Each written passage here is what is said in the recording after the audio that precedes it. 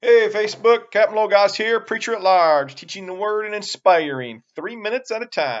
Hey, I left you with Nahum finally getting some skin in the game, right? He finally goes down and he dips to get healed in 2 Kings. Then there's another section right after that happened, and it says that when he returned to the man of God with all of his company, talking about Naaman, he came and stood for him and said, "Behold, I know that there is no God in all the earth but in Israel. So please take a present from your servant now." But he said, "As the Lord lives, before whom I stand, I will take nothing," and urged him to take it, but he refused. Naaman said, "If not, please let your servant at least be given 2 mule loads of earth," because he was going in and he wanted that so he didn't have to be on unholy ground when he went into the temples for his master.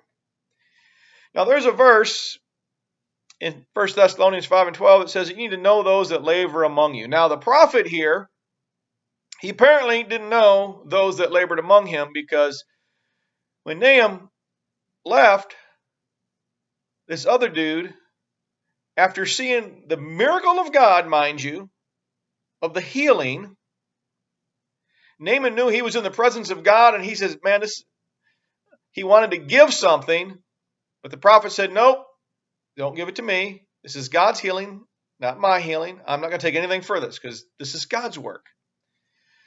But then the prophet had one of his underlings run back to Nahum as he left and said, "Oh, hey, my master changed his mind. He wants this gold. He wants this. He wants that."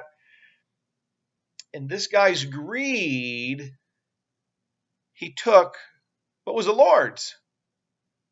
He figured, hey, we healed this dude. We ought to get something for it.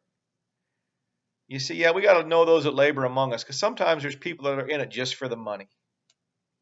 Yeah, no matter what we're doing, whether it's church, whether it's life, a lot of times people are in it just for the money. Let me tell you right now, money is not going to bring you happiness. Oh, yeah, it'll buy you things. It'll help you. But money's not the answer. God is the answer. The one that supplies the cattle on 1,000 hill, the one that has all the money. If you rely on that money, when that money runs out and that job runs out, guess what? You run out. But when you put your trust in God, he just continues to bring what you need. So, the note here is trust God, because God's got it covered. And the other side note is you need to know those that are around you, because there's going to be people that are going to do you wrong that are real close to you sometimes.